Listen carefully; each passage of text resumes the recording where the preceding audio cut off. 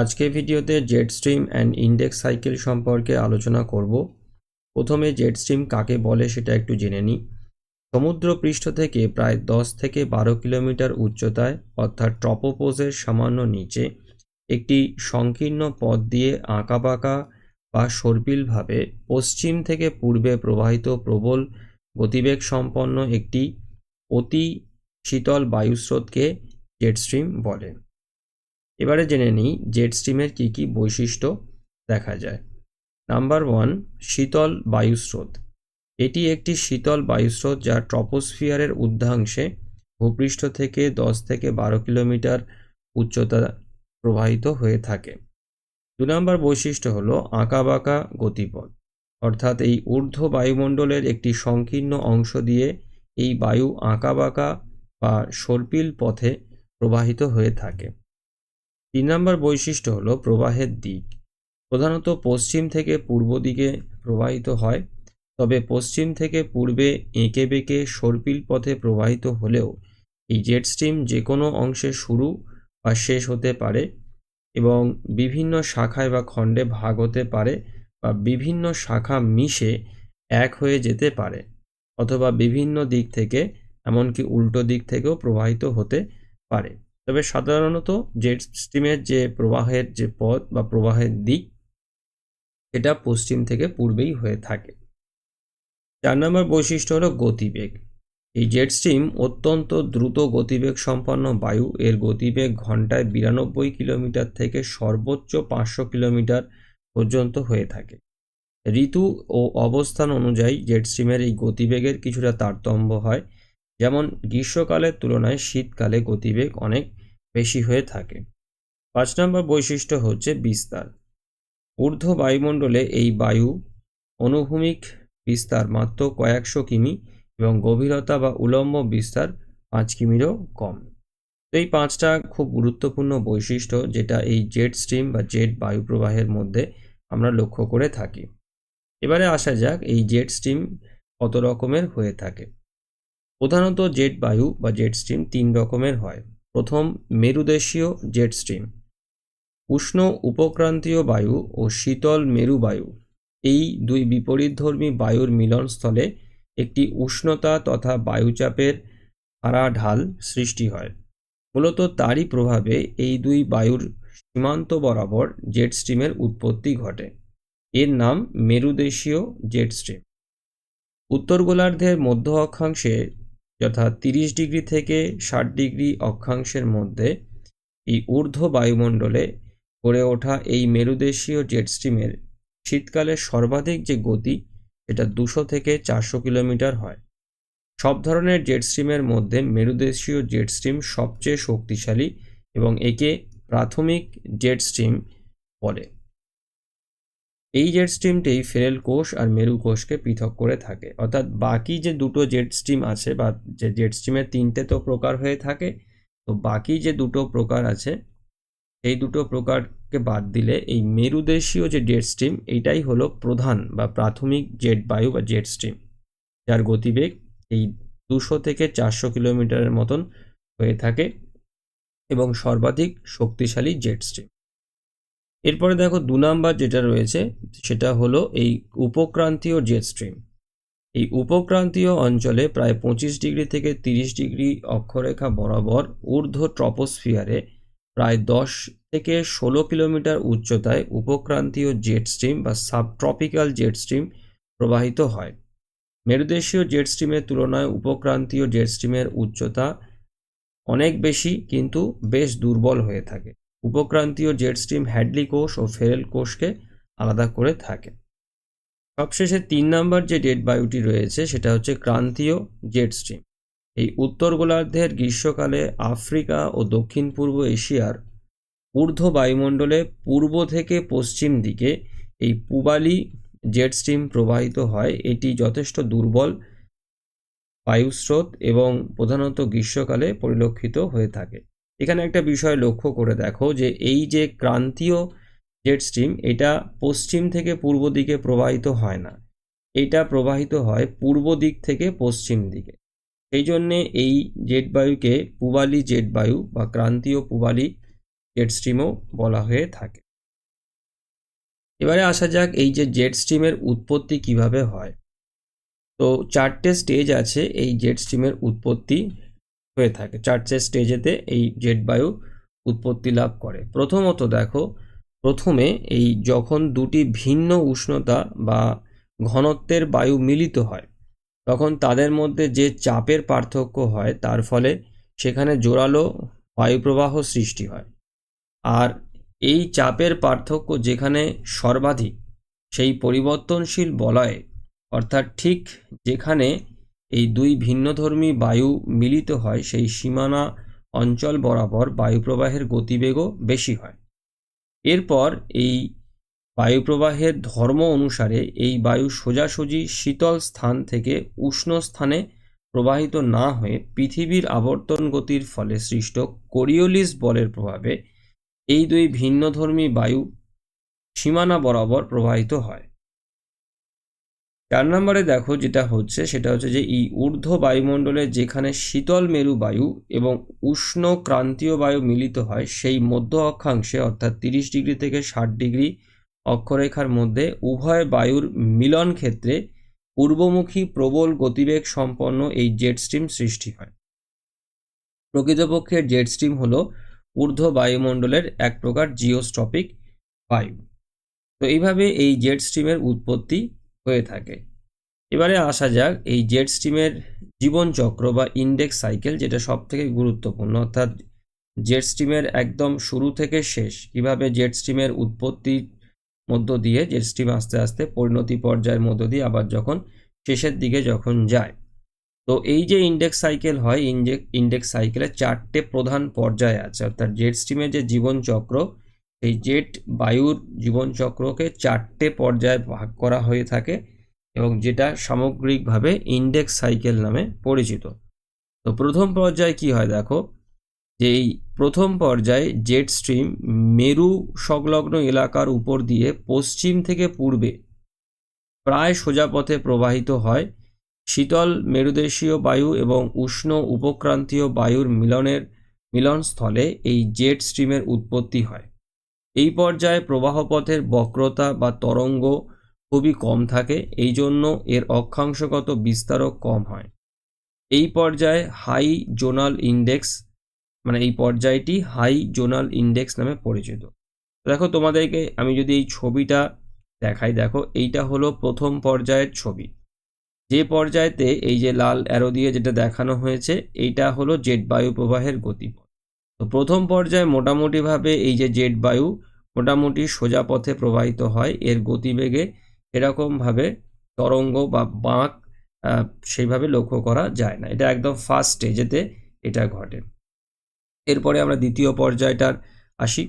দেখো দ্বিতীয় পর্যায়ে যেটা হয় যে জেট বায়ু ক্রমশ প্রবল হতে থাকে এবং এত বড় বড় তরঙ্গ বা ওয়েভ সৃষ্টি হয় যা, আর সেই জন্য বায়ুস্রোতের কিছু কিছু অংশ নিরক্ষরেখার দিকে এগিয়ে আসে।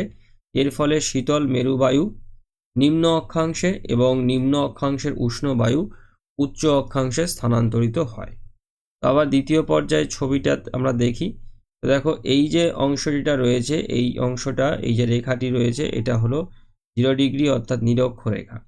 এবার লক্ষ্য করে দেখো এইখান থেকে এই যে জেট বায়ু, মানে 1 নাম্বার থেকে যখন আমরা 2 নাম্বারের দিকে যখন যাচ্ছি, তখন দেখো এই জেট বায়ুতে বাঁক নিয়েছে এবং এই যে বাঁকগুলো আছে এগুলো যথেষ্ট বড় বড় বাঁক নিয়েছে এবং এই বাঁকগুলো কি করছে, এই নিরক্ষীয় অঞ্চল বরাবর এই বাঁকগুলো বিস্তৃত হচ্ছে, যার ফলে দেখা যাচ্ছে কি যে এই অংশের যে শীতল যে বায়ুটা আছে সেই বায়ু নিরক্ষীয় অঞ্চলের দিকে চলে আসে, আর নিরক্ষীয় অঞ্চলের যে উষ্ণ যে বায়ু বা ক্রান্তীয় অঞ্চলের তুলনামূলক উষ্ণ বায়ু সেটা এই দিকে চলে যায়, এই জায়গাটাতে, অর্থাৎ এই মধ্য অক্ষাংশীয় অঞ্চলের দিকে চলে যায়। তো এইটা হলো এই জেট বায়ুর দ্বিতীয় পর্যায়। এরপরে দেখো এই জেট বায়ুর 3 নাম্বার যে পর্যায়টা আছে সেই 3 নাম্বার পর্যায়টা আমরা আলোচনা করব।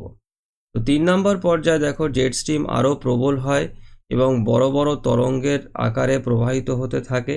এর ফলে মেরুদেশীয় শীতল বায়ু আরও বেশি নিরক্ষরেখার কাছাকাছি সরে আসে এবং তার পরিণামে ক্রান্তীয় উষ্ণ বায়ু অনেক বেশি উচ্চ অক্ষাংশে সরে আসে, আর এর জন্য উভয় এলাকার মধ্যে অনেক বেশি তাপের বিনিময় হয়। তো দেখো 3 নাম্বার পর্যায়টা যদি আমরা দেখি, যে এই যে বাঁকগুলো আছে, এই বাঁকগুলো আরও বাড়তে থাকে এবং নিরক্ষীয় অঞ্চল পার করে আরও এদিকে বিস্তার লাভ করতে থাকে। এবং এটা যত বিস্তার লাভ করে তখন তো দেখো এই অংশটা তো শীতল অঞ্চল এই জায়গাটাতে, তো এখান থেকে যখন এই বায়ুটা যখন আসছে তখন এখান থেকে এই ঠান্ডা বায়ুটা তুলনামূলকভাবে আরও এই ক্রান্তীয় বা নিরক্ষীয় অঞ্চলের দিকে চলে আসছে।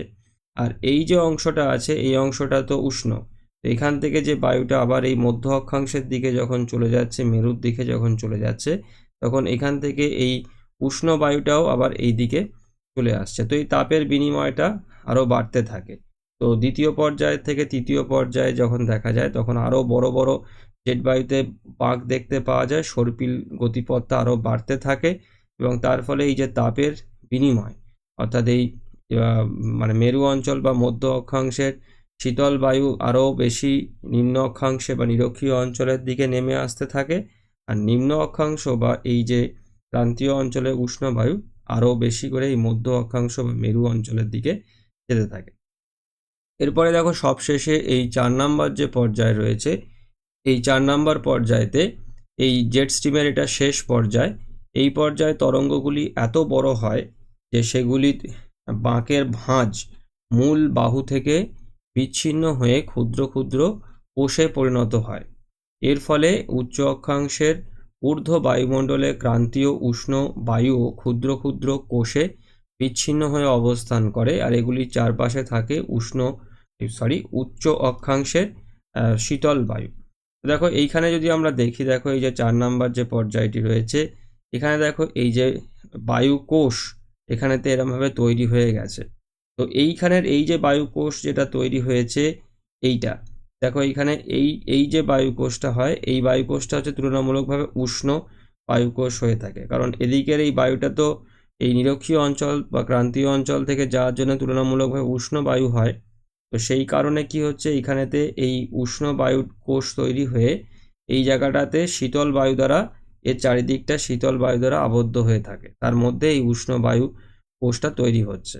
আবার এইখানটায় দেখো এই যে বায়ু কোষগুলো যেটা তৈরি হচ্ছে এগুলো তুলনামূলকভাবে কোল্ড বা ঠান্ডা হয়ে থাকে, কারণ এটা হিমশীতল অঞ্চল বা মধ্য অক্ষাংশের শীতল অঞ্চল থেকে যেহেতু আসছে, এই জন্যে এখানে এসে এই যে বায়ু কোষটা রয়েছে এইটা কি হচ্ছে না, এইটা ঠান্ডা থাকছে, কিন্তু ঠান্ডা থাকলে কি হবে, এর চারপাশে উষ্ণ বায়ু মানে এখানেতে হট এয়ার উষ্ণ বায়ু এর চারিদিকে বেষ্টন করে রয়েছে।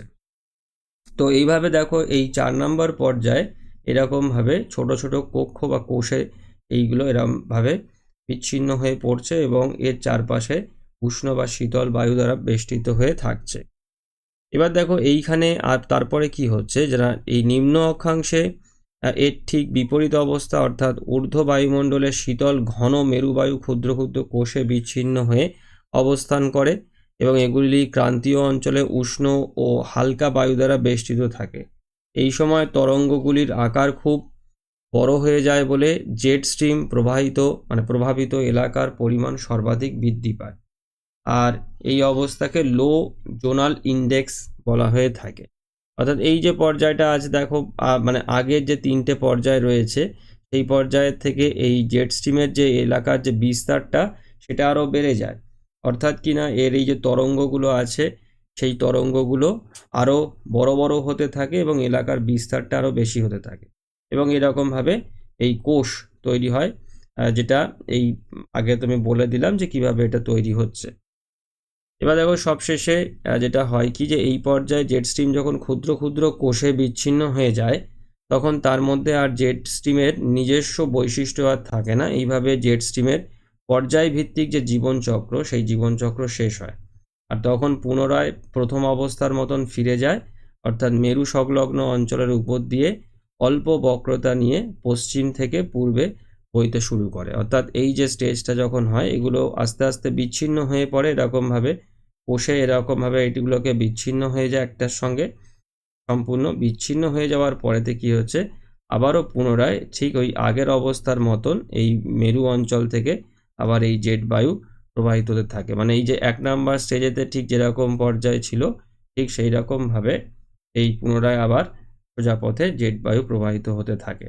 এরকমভাবে এই 4টে স্টেজ যে এই ইন্ডেক্স সাইকেলের মাধ্যমে এই জেট বায়ুর যে মানে শুরু থেকে শেষ সেটা এইভাবে সম্পন্ন হয়ে থাকে।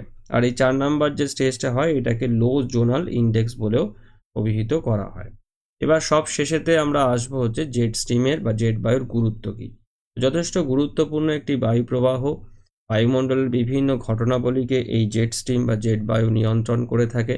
যেমন দেখো এই নাতিশীতোষ্ণ অঞ্চলে ঘূর্ণবাত সৃষ্টিতে এর একটা ভূমিকা আছে। দক্ষিণ পূর্ব এশিয়ার দক্ষিণ পশ্চিম মৌসুমী বায়ুর আগমন ও প্রত্যাগমনের ওপরে এর একটা বড় ভূমিকা রয়েছে। তোমরা নিশ্চয়ই জানো যে আমাদের ভারতবর্ষ যে মৌসুমী বায়ুর দেশ, অর্থাৎ আমাদের ভারতবর্ষের জলবায়ু বিশেষত বর্ষা ঋতুটি মৌসুমী বায়ুর দ্বারা নিয়ন্ত্রিত হয়ে থাকে। তো এই যে দক্ষিণ পশ্চিম মৌসুমী বায়ু, অর্থাৎ যে বায়ুর মাধ্যমে আমাদের ভারতবর্ষে বর্ষাকালের সূচনা হয়, এই দক্ষিণ পশ্চিম মৌসুমী বায়ুর উপরে এই যে জেট বায়ু আছে এই জেট বায়ুর গভীর প্রভাব রয়েছে। ৩ নম্বর দেখো এই পৃথিবীর বিভিন্ন অংশে বায়ুপুঞ্জের প্রবাহ, বৃষ্টিপাতের পরিমাণ সহ বহু কিছু বিষয় এই জেট বায়ু দ্বারা প্রভাবিত ও নিয়ন্ত্রিত হয়ে থাকে। সবশেষে দেখো জেট বায়ুর মানে জেট স্ট্রিমের অনুকূলে চলাচলকারী এই বিমানগুলি দ্রুত গতিবেগ সম্পন্ন বায়ুস্রোতের সাহায্য নিয়ে উল্লেখযোগ্য পরিমাণে সময় ও জ্বালানি সাশ্রয় করে। আবার এই জেট বায়ুস্রোতের বিপরীতে চলাচলকারী বিমানগুলির সময় এবং জ্বালানি যথেষ্ট পরিমাণে বৃদ্ধি পায়। অর্থাৎ ব্যাপারটা হলো যে সমস্ত বিমানগুলো জেট বায়ু যেদিক থেকে যেদিকে প্রবাহিত হচ্ছে সেদিকে যদি প্রবাহিত হয় তাহলে মানে অনেক দ্রুত গতিতে সেটা মানে বিমানটা চলতে পারে, যার ফলে জ্বালানি এবং সময়ের সাশ্রয় হয়। কিন্তু যদি দেখা যায় যে সেই বিমানটা জেট বায়ুর গতিপথের বিপরীত দিকে প্রবাহিত মানে চলাচল করছে, তাহলে সেক্ষেত্রে সময় এবং জ্বালানি দুটোরই পরিমাণ বেড়ে যায়। মানে সময়ও বেশি লাগে এবং জ্বালানিও বেশি পরিমাণে লাগে। তো এইগুলো জেট বায়ুর গুরুত্বপূর্ণ যে প্রভাবগুলো রয়েছে এটা। তো আজকের ভিডিওটির মাধ্যমে আমি জেট বায়ু সম্পর্কে একটা সামগ্রিক আলোচনা তোমাদের সঙ্গে করলাম। আশা করি তোমরা এই আলোচনার মাধ্যমে জেট বায়ু কী এবং ইন্ডেক্স সাইকেল কী সেটা বুঝতে পেরেছো। ভিডিওটি আমি এখানেতেই শেষ করলাম। সবাই ভালো থেকো। Thank you.